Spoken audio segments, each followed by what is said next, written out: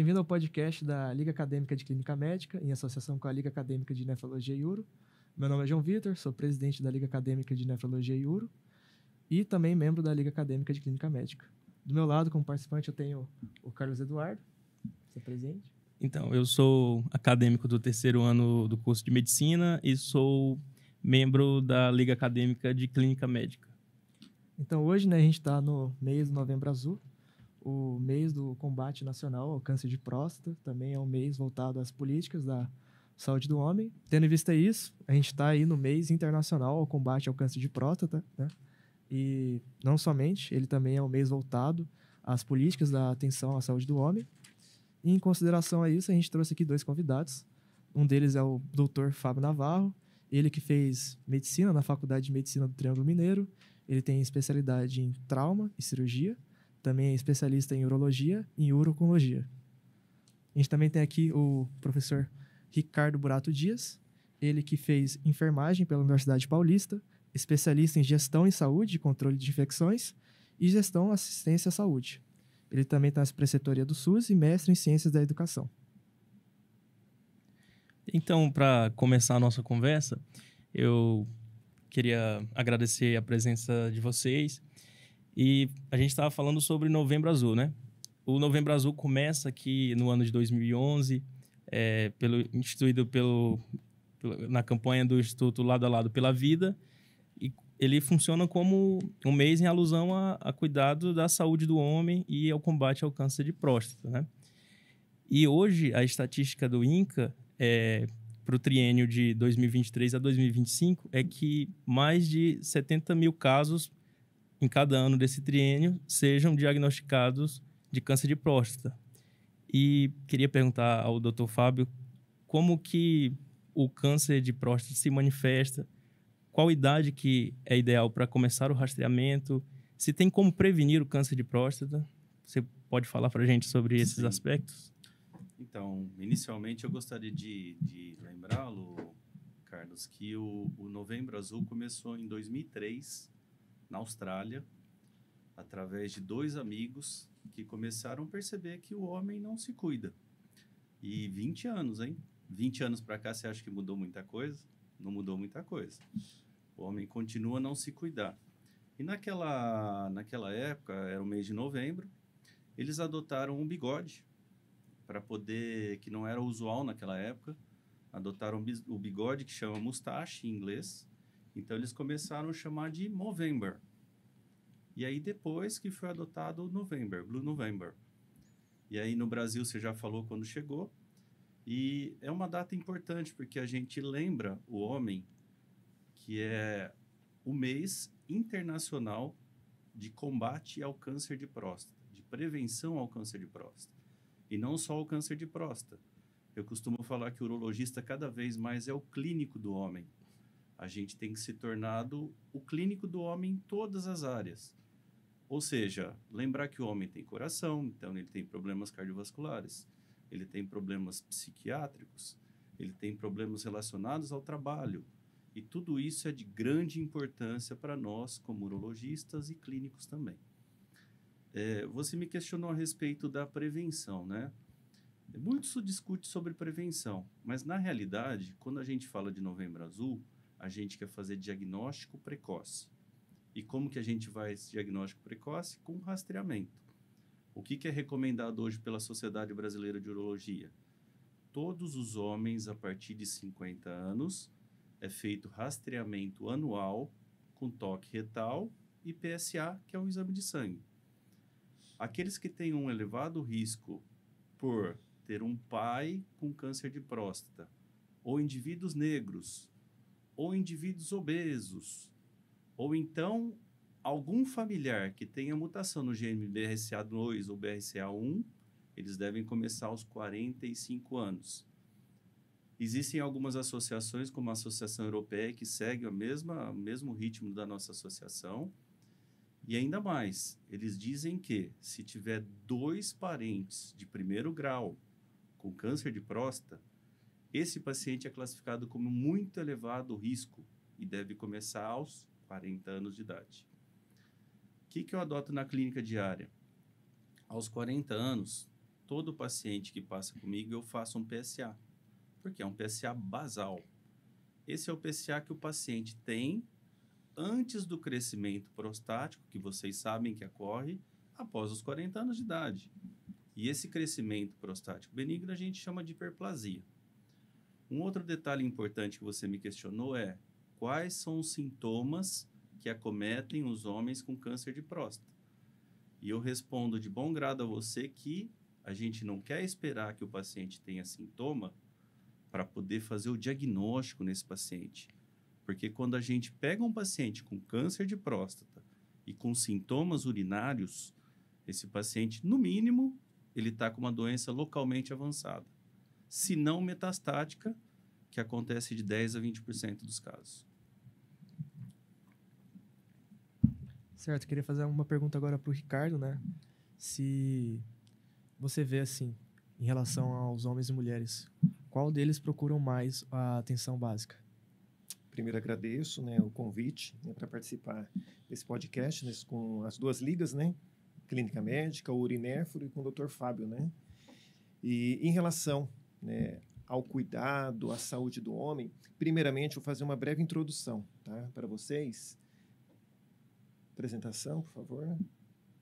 Isso. Então, a gente tem o Sistema Único de Saúde, tá? O nosso Sistema Único de Saúde, o SUS, né, como é de conhecimento de todos, ele vem lá desde 1988, tá? Constituição Federal, tá? Então, ou seja, são 35 anos do Sistema Único de Saúde, né? O nosso SUS, né? E esse Sistema Único de Saúde, ele é a porta de entrada para a maioria dos nossos pacientes, independente da faixa etária, né? Se a gente pensar, né? Desde a infância, fase adolescente, adulto e a velhice, né? Em todas as fases, o Sistema Único de Saúde acolhe a nossa população, principalmente mais de 80% da nossa população, o acesso dela ao serviço de saúde é pelo SUS.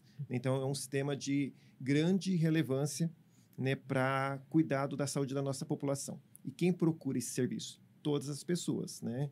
Tanto homem quanto mulheres. E aquilo que a gente já sabe, né, no dia a dia, os homens têm um pouco mais de dificuldade de procurar os serviços de saúde. Por quê? Tá? A gente sabe que...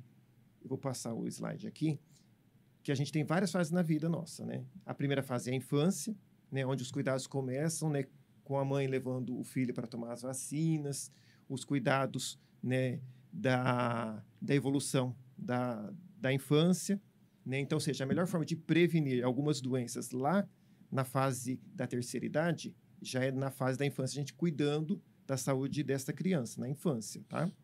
Depois tem a fase da adolescência, onde já surgem outras doenças, a questão da violência, as ISTs e outras mais. Então, é um momento também de que a gente tem que ter um cuidado voltado a essa população, tá? Não só homem, quanto mulheres também têm que passar por esse cuidado, né, na sua saúde, e é importante esse Sistema Único de Saúde, né? Vocês têm acompanhado no dia a dia da atenção básica as várias fases, e nisso vocês vão percorrer durante o curso, né? Cada momento dessa fase, de acordo com as disciplinas que vocês percorreram durante a formação de vocês. E depois a fase adulta. E é nessa fase adulta agora que a gente está discutindo essa questão do câncer de próstata e tudo mais. E o acesso desse homem ao serviço de saúde. Normalmente esse homem trabalha, né, no dia a dia.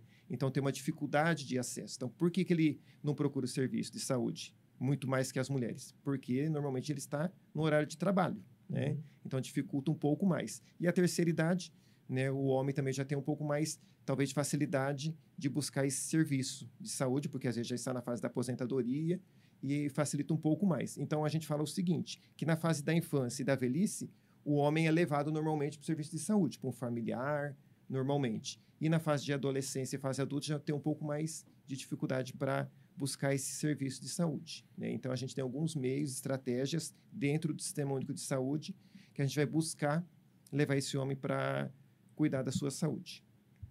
Certo. E pensando agora no rastreamento que o senhor falou anteriormente, quais são os exames que são realizados? Porque fala-se muito entre a população do toque, né? Todo mundo fala do toque, o homem tem vergonha de procurar o urologista por causa do toque, mas quais são os exames que são feitos no rastreamento? Então, o preconceito ainda existe. Eu acho que cada vez mais nós temos combatido esse preconceito e conseguido convencer o homem a procurar o médico, não só o urologista, o clínico em geral, né? Para que possa serem feitos os exames, tudo. Especificamente em relação ao câncer de próstata, o exame é o PSA, que é um exame simples, um exame de sangue. Recentemente até eu fiz um levantamento de valores, ele custa em torno de R$ 20. É um exame que não pode até não ser acessível a todos, mas é um exame que não é tão caro, né? E o toque retal.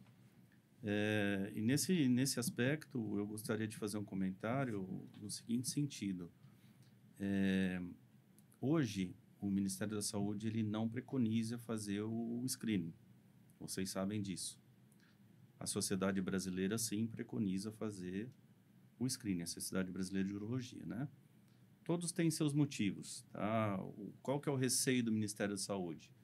A gente tem uma situação que chama overdiagnose, a gente ter um sobrediagnóstico, ou seja, diagnosticar aqueles casos que não evoluiriam para fatalidade, né? Para metástase e morte nesse paciente. Pensando que o crescimento do tumor de próstata é lento, então esse é um aspecto importante. Uhum. Só que, por outro lado, existem alguns trabalhos robustos, recentes, que mostram que o rastreamento, sim, diminui a chance desse paciente morrer por câncer de próstata. E essa chance chega em torno de 27%. É uma chance que não é desprezível. Com relação à acessibilidade desse paciente, pensando em nível de sistema SUS, vocês frequentam o BS. Vocês sabem que às vezes vocês vão se deparar com ginecologistas lá. Vocês já se depararam com urologistas alguma vez? Não se depararam. Qual seria a solução? Vamos treinar os clínicos, fazer o toque retal? É uma solução. Por que não? É um exame? Não é um exame invasivo. É um exame clínico. Não custa nada. Vamos treinar os clínicos. Vamos disponibilizar pedidos de PSA. Ou seja, se esse paciente é descoberto em fases avançadas da doença, o custo para o sistema de saúde é muito maior do que a gente diagnosticar precocemente e fazer o tratamento adequado. Isso é uma coisa muito racional. É lógico, tem suas críticas, suas sugestões, e isso deve ser debatido com a comunidade em geral. Essa é a minha opinião. Sim, com certeza. Então, o exame é o PSA e o toque retal. Então, os dois associados acabam tendo uma maior sensibilidade. O senhor sabe informar Exato. a sensibilidade Para você ter exame? uma ideia, quando a gente faz o PSA, a gente vai pegar de 70% a 80% dos casos de câncer. Lembrando que o PSA não é doença específica, ele é órgão específico, ou seja, ele é produzido pela próstata, mas numa situação de prostatite ele vai estar alterado, numa hiperplasia prostática ele vai estar alterado e no câncer de próstata também. Cabe ao urologista ou ao clínico bem treinado saber diferenciar qual que é o problema do paciente. E os outros 20% a 30% são pegos no toque retal. O que eu quero dizer com isso? Às vezes é frequente o paciente tentar chegar para a gente e convencer a não fazer o toque. Eu digo, se o senhor não fizer o toque, vai passar de 20% a 30% de todos os pacientes, a gente não vai conseguir fazer o diagnóstico. Eu não vou perceber que tem um nódulo endurecido e esse paciente ser submetido a uma biópsia. Então, quando a gente une o PSA com o toque retal, essa chance chega próxima a 100%. Por isso que um complementa o outro. E é importante fazer os dois. Certo. Mas mais uma pergunta para o Dr. Fábio, né? Como é que é o segmento clínico do paciente que vai receber esse diagnóstico, né, de câncer de próstata? E como é que você vai, abordar as complicações, como a biópsia, como sangramento, dor, ansiedade? Porque, querendo ou não, tem, igual a todos os tipos de exame, né, tem os seus prejuízos, os malefícios. Sim. Aí vem uma outra crítica ao screening, né? Uhum. A partir de quando a gente fez o diagnóstico de câncer de próstata, quais são as opções terapêuticas? A gente tem vigilância ativa, que nada mais é do que acompanhar aqueles casos com tumores indolentes que não vão levar o paciente a óbito. Mas esses pacientes devem ser acompanhados com PSA, com toque retal e com biópsia a cada 2 a 5 anos. Lembrando que a ressonância magnética da próstata é um exame que hoje a gente utiliza demais e faz parte do arsenal do urologista, tanto para conduzir esses casos indolentes, como para casos mais avançados também. A gente tem a cirurgia da próstata, que a taxa de cura, quando diagnosticada precocemente, é mais de 90%, e tem suas complicações, principalmente a questão da disfunção sexual, impotência, e a parte urinária também, incontinência urinária. Temos a radioterapia também, que é uma outra forma de tratamento, né? E temos a bracterapia. Com relação à biópsia prostática que você me perguntou, existe uma tendência hoje, atualmente ela é feita via transretal, através com controle de ultrassom, vocês sabem disso. Só que não é um procedimento isento de complicações. Pode ter sangramento, pode ter hemospermia, que é o sangue no esperma, pode ter sangramento retal, pode ter infecção, pode ter óbito também. Tem um movimento nos países nórdicos tentando indicar as biópsias de próstata por via transperineal, para que não seja via transretal, para diminuir a chance de infecção e, consequentemente, diminuir a chance de óbito. Tem um movimento forte com relação a isso. Tem alguns colegas já fazendo no Brasil, mas isso ainda está engatinhando no nosso país. Acredito que isso vai evoluir cada vez mais. Uhum. Agora, saindo um pouco do contexto câncer de próstata e falando na saúde do homem no geral, queria perguntar para o professor Ricardo a respeito da Política Nacional de Atenção Integral à Saúde do Homem, né? Ela foi instituída no ano de 2009, então esse ano ela está completando aí 14 anos. E a Política de Atenção à Saúde da Mulher é um pouco mais antiga, ela é 5 anos mais velha que a Política de Saúde do Homem. Mas a gente vê na prática que a mulher busca esse sistema de saúde e é por isso que a gente institui uma política de atenção à saúde do homem, né? Buscando levar esse homem a procurar o sistema de saúde. Notou-se nesses 14 anos uma diferença de procura do homem à unidade de saúde? A política tem surtido efeitos, tem encontrado dificuldades? Como que está a situação na nossa região de saúde, o DRS2, com relação à política de saúde do homem? Legal. Então, essa política realmente é de 2009, né? Essa política integral à saúde do homem. E qual que é o foco dela? Tá?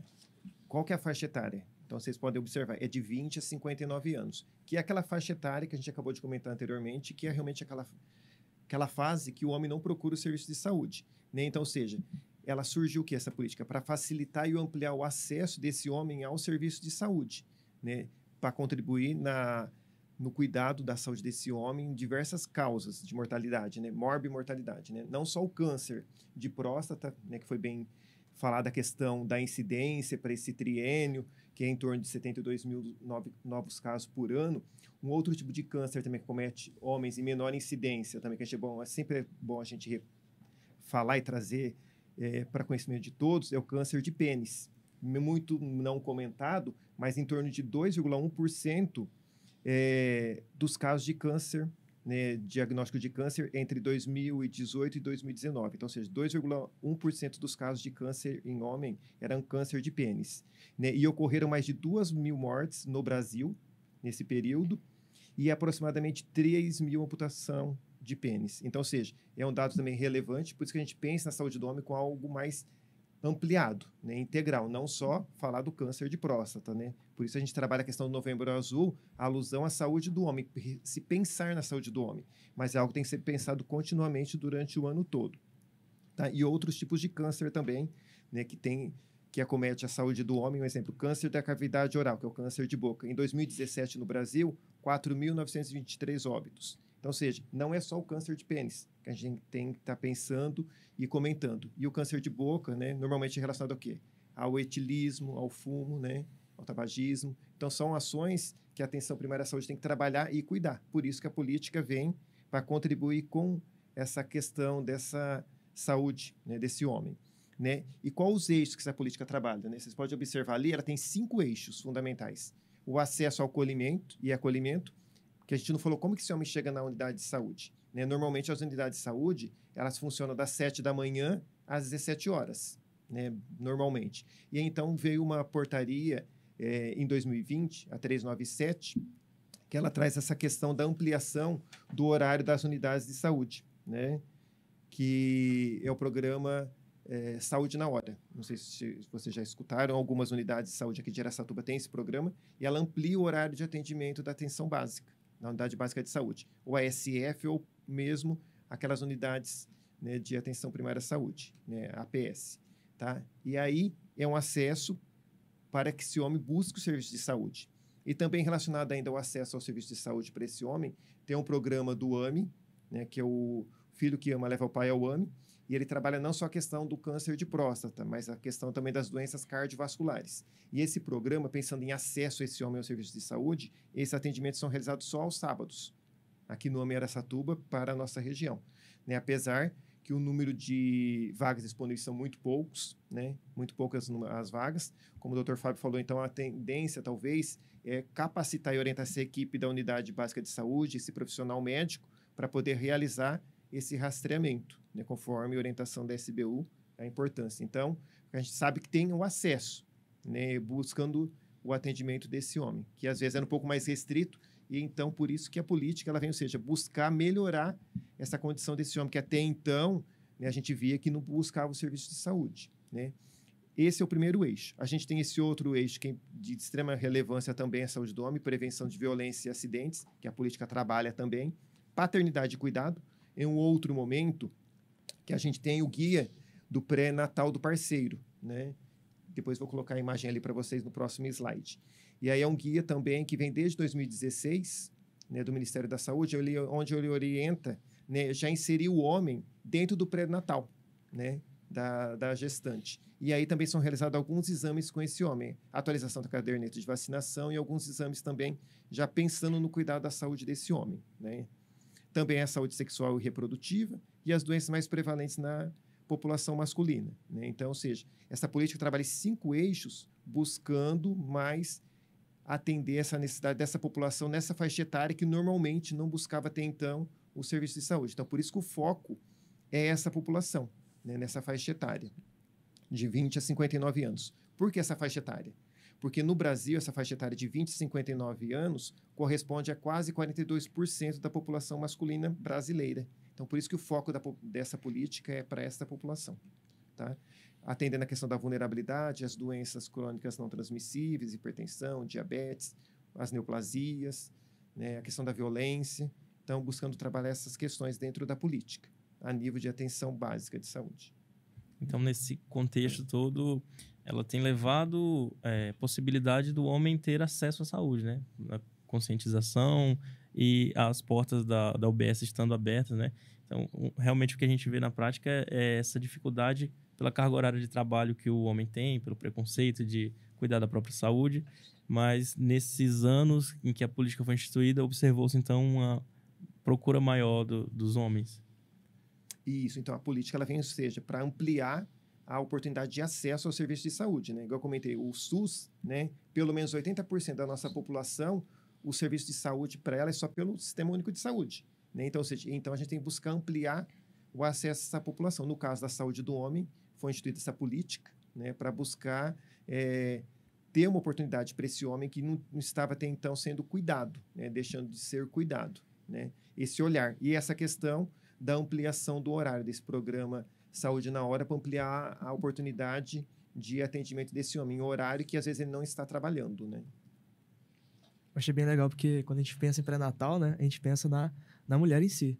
E eu não sabia da existência do guia do parceiro. Eu achei bem interessante, de verdade. Isso, tem o guia do parceiro, né, do pré-natal do parceiro para profissionais de saúde, e tem um outro guia que o Ministério também ele elaborou, que foi o guia de saúde do homem para o agente comunitário de saúde, né, quem está no dia a dia, na porta da casa do paciente para orientar. E aqui também traz a questão dos eixos da política para estar orientando aquele paciente homem ou senhor, a criança.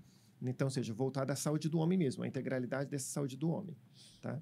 E aí a gente também, né, sabe que não é fácil, né, de se desenvolver uma política na prática, né, na atenção primária à saúde, né? Requer, né, uma equipe comprometida, né? Então, no dia a dia, a gente busca, né, como interlocutor da saúde do homem aqui na nossa região, estar orientando os gestores, né? Tem as reuniões mensais, no Departamento Regional de Saúde, que são as CIR, né, que é as reuniões que ocorrem mensalmente, a gente sempre procura levar conhecimento desses gestores de saúde para a equipe técnica, informações que são de relevância para o cuidado dessa saúde desse homem.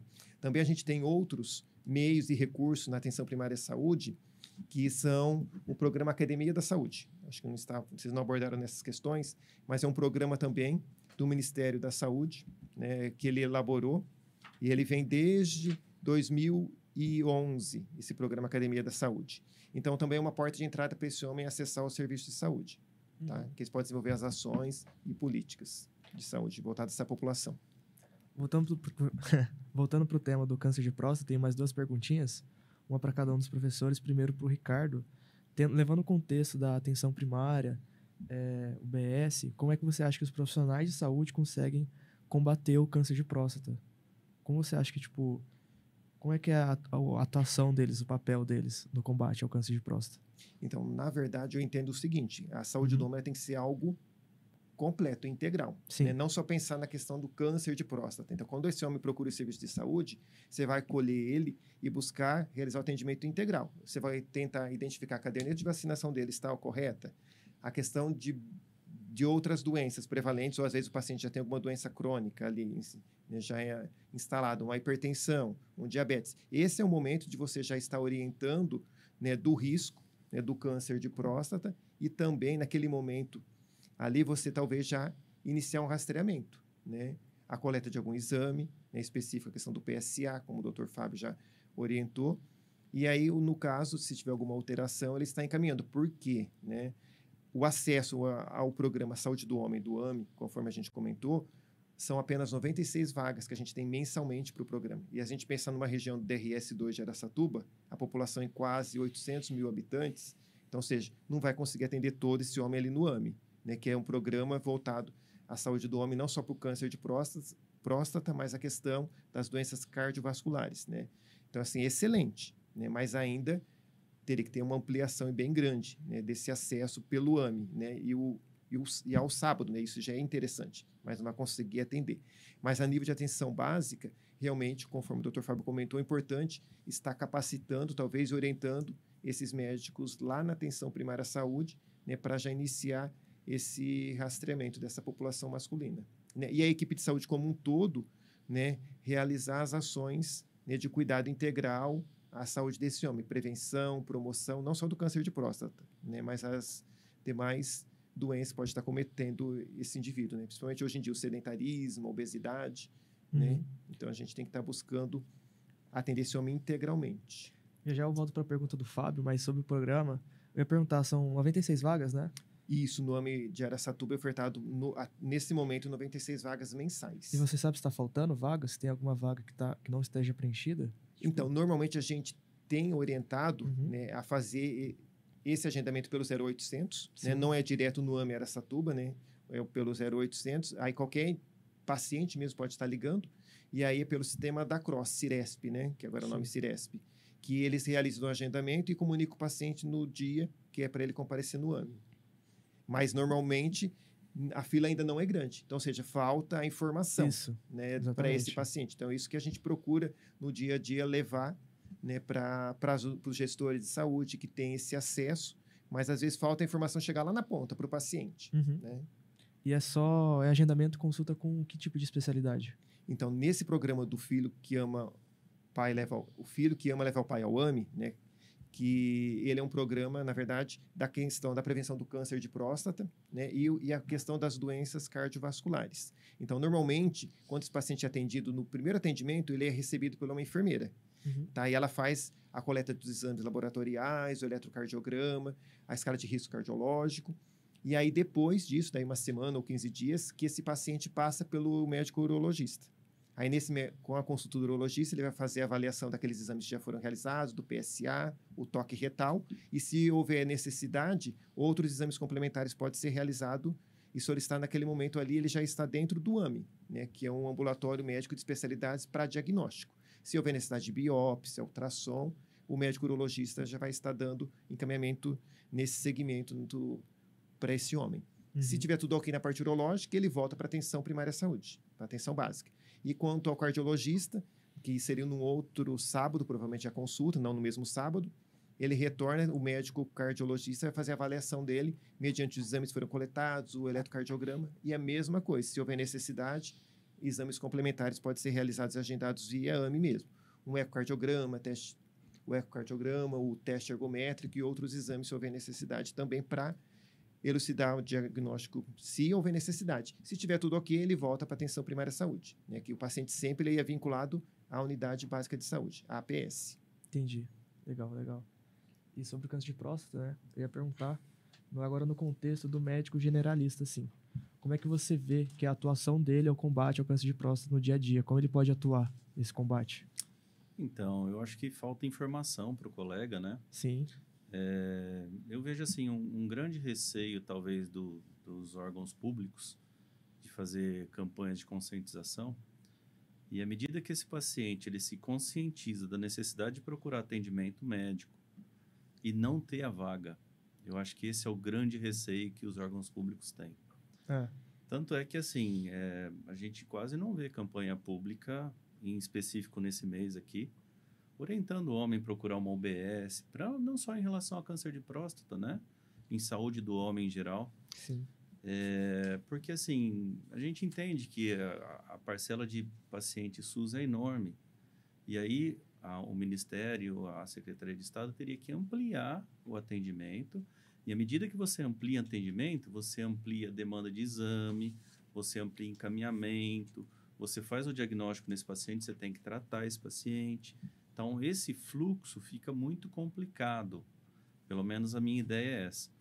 E assim, vocês se lembram que o mês passado foi Outubro Rosa, né? Um mês de conscientização ao combate do câncer de mama, não é isso? Voltando naquele assunto de screening, que dá muita briga, né? Eu gosto muito desse assunto. Sim. Você sabe quantas mulheres são necessárias a gente rastrear para fazer um diagnóstico, para salvar uma mulher de câncer de mama? 700 mulheres. Sabe quantos homens são necessários? 246. Nossa. Ou seja, a frequência, a incidência de rastreamento, de diagnóstico no rastreamento do câncer de próstata é muito maior a gente poder conseguir do que na mulher. Só que a gente vê uma campanha muito enorme no Novembro Azul, no Outubro Rosa, do que o Novembro Azul. Ou seja, essa ideia que o homem não procura atendimento, tem aquela ideia de super-herói, que não tem doença, que é infalível, tudo, eu acho que tem que ter uma campanha de conscientização para poder quebrar esse gelo, né? É cultural, né? Isso. A gente tem, às vezes, para vocês terem uma ideia, paciente de 70, 80 anos, 75 anos, que vai pela primeira vez ao consultório de um urologista fazer um preventivo. Tem essa ideia? A estatística é em torno de mais ou menos 50% dos homens a partir dos 50 anos nunca fez um PSA nem um toque retal. Nossa. Então, assim, é uma coisa muito preocupante e a gente, como instituição, a gente tem que ter o poder da conscientização desse paciente. A gente tem que fazer campanha, a gente tem que fazer o podcast, a gente tem que divulgar, a gente tem que usar a nossa instituição para poder fazer esse tipo de campanha e alavancar e estimular esse homem a procurar. Você sabe qual que é a maior fonte de encaminhamento de homem na nossa realidade dentro da urologia? É a mulher. A mulher estimula o homem a procurar. Porque, às vezes, o homem, por vontade própria, ele acha que não tem problema nenhum. Sim. A mulher vai, estimula e incentiva o homem a procurar atendimento para que ele possa fazer os diagnósticos precoces, para que ele possa se cuidar. Hoje, vocês sabem, a maior causa de morte em homem não é o câncer de próstata, são doenças cardiovasculares. Tá? Sim. E nós, assim, como eu disse a princípio, urologistas, temos que estar preparados para poder ver um exame de um colesterol, um triglicérides, dar uma orientação, fazer um diagnóstico de síndrome metabólica, poder orientar esse paciente. Essa é a obrigação nossa, não só como urologista, como médico. Lembre que, antes de urologista, nós somos todos médicos. Sim. A nossa formação é clínica. Isso é importante.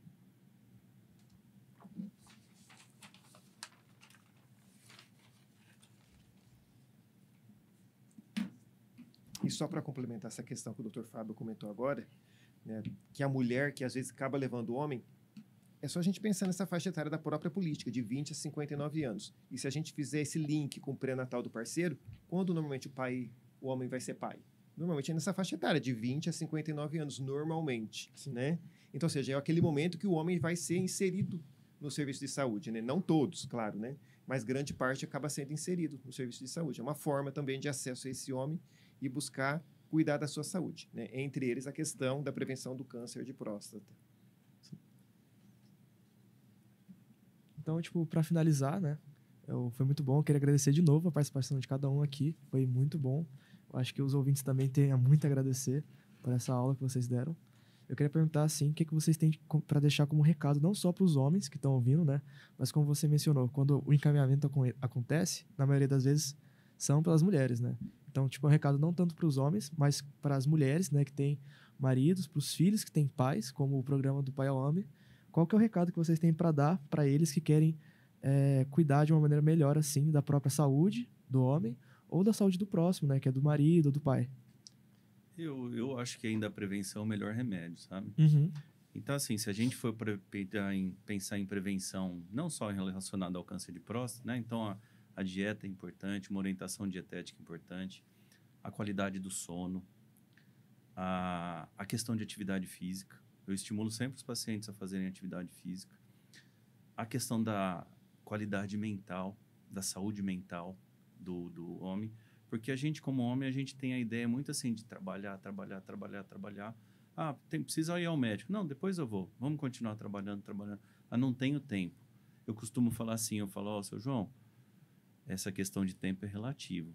Se o senhor infartar hoje, amanhã, 5h30 da manhã, o senhor está fazendo exercício. Tenho certeza. Então, é uma questão de prioridade, Sim. não é tempo, tá? Não é tempo. A questão das mulheres incentivar seus parceiros a procurarem atendimento é importante. Eu ainda sinto, assim, um pouco de falta de políticas organizadas de saúde, no sistema público de saúde. Eu acho que a Sociedade Brasileira de Urologia e nós, urologistas, estamos dispostos a ajudar os órgãos públicos para poder ter um sucesso nessas campanhas, né? Eu não percebo muita união. Pelo contrário, vocês sabem que existe muita divergência de conduta. O screening é um exemplo, né? Eu acho que isso deveria ser uma coisa mais uniformizada, em benefício do paciente, da população. Então, tudo isso, eu acredito que, assim, tem muita coisa para melhorar. A questão da universidade, acho que tem que ser uma parceira das políticas públicas de saúde, da prefeitura, das UBS, tudo isso é uma função super importante da questão institucional. Então, assim, tem muita coisa a ser melhorada.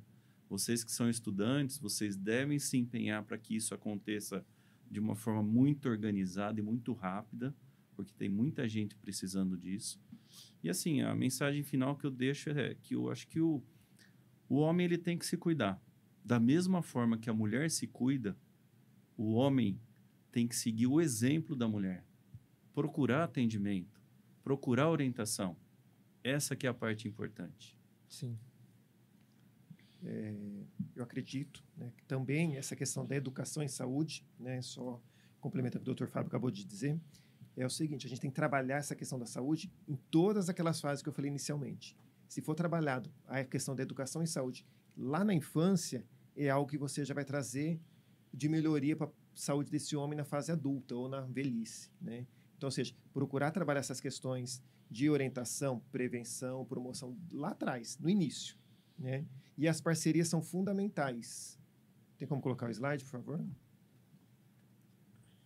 Isso, aí. As parcerias, como o Dr. Fábio disse, além da universidade, a gente tem que estar sempre procurando trabalhar em conjunto, né, com as equipes de saúde da família, né, a questão da rede cegonha, que a gente falou, a questão do pré-natal do parceiro, outras instituições, as vigilâncias, saúde do trabalhador, tem a saúde da população privada de liberdade, mídia local, ONGs, empresas privadas, que às vezes apoiam a questão da promoção e prevenção. Então, ou seja, são formas que a gente tem que trabalhar no dia a dia, né, e buscar levar essa orientação, né, para que esse homem tenha uma qualidade de vida melhor. Né? Porque se a gente não cuidar lá no início, que a gente fala lá no início mesmo, na infância, traz essa questão da orientação, promoção, prevenção, a questão da atividade física. A gente teve, pelo Ministério da Saúde, recentemente um guia, né, de atividade física para a população brasileira. É de 2021 esse guia. E ele traz para todas as faixas etárias, inclusive para gestante, para o deficiente, o que é recomendado, o que é indicado. E a atenção primária à saúde, né, a nível nacional, principalmente aqui na nossa região, todos eles receberam esse guia.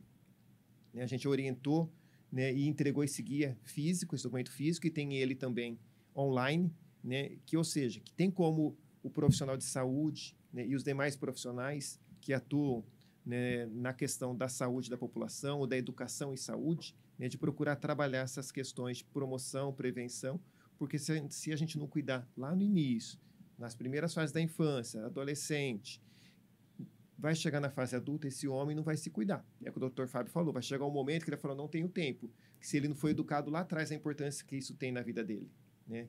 Do combate ao sedentarismo, tabagismo, violência e outros danos mais que a gente sabe que são prejudiciais à nossa saúde. Então, a importância da educação, né? E a instituição, universidade, é algo assim que realmente vem a contribuir muito, né? Essas ligas, né, que estão desenvolvendo diversas atividades, né, em campo, né, isso realmente vem contribuir muito para a saúde da nossa população, principalmente a questão da saúde do homem. Sim. Então ficou o recado aí para os ouvintes, né? A questão desse preconceito que todo mundo tem com a procura de saúde, né? Tentar mudar essa cultura do homem. Agradecer de novo a presença de vocês dois pela aula e a atenção do ouvinte. Muito obrigado. Muito obrigado.